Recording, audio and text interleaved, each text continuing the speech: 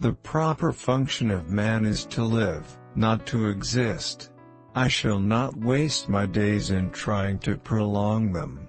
I shall use my time. I would rather be ashes than dust. I would rather be a superb meteor, every atom of me in magnificent glow, than a sleepy and permanent planet. The aim of life was meat. Life itself was meat. Life lived on life. There were the eaters and the eaten. His conclusion was that things were not always what they appeared to be. Thenceforth, in the nature of things, he would possess an abiding distrust of appearances. He was mastered by the sheer surging of life, that it was aglow and rampant, expressing itself in movement, flying exultantly under the stars. He was a killer, a thing that preyed, surviving triumphantly in a hostile environment where only the strong survive. Deep in the forest a call was sounding, he knew not where or why, nor did he wonder where or why, the call sounding imperiously, deep in the forest. For the pride of trace and trail was his, and sick unto death, he could not bear that another dog should do his work.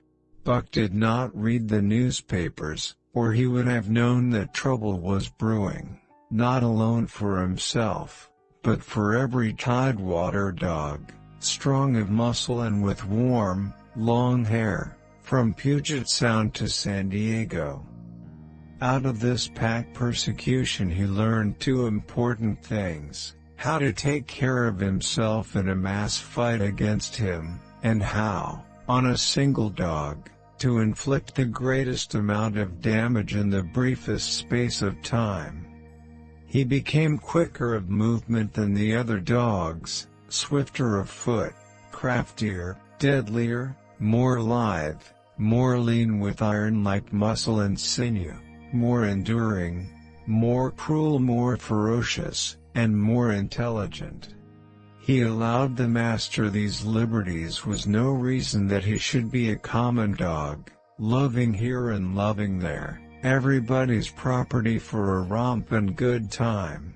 He did not playfully shake him, as was his wont, or murmur soft love curses, but he whispered in his ear, "As you love me, Buck. As you love me," was what he whispered.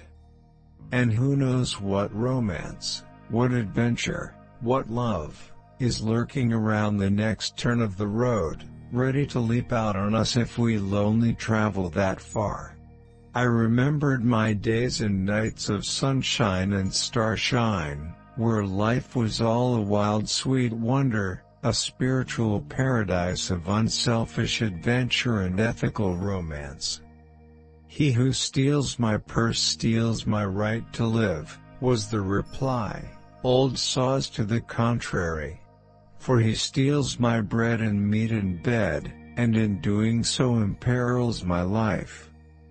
A human life the treasure of the world cannot buy, nor can it redeem one which is misspent, nor can it make full and complete and beautiful a life which is dwarfed and warped and ugly. Could we but find time and opportunity and utilize the last bit and every bit of the unborn life that is in us, we could become the fathers of nations and populate continents.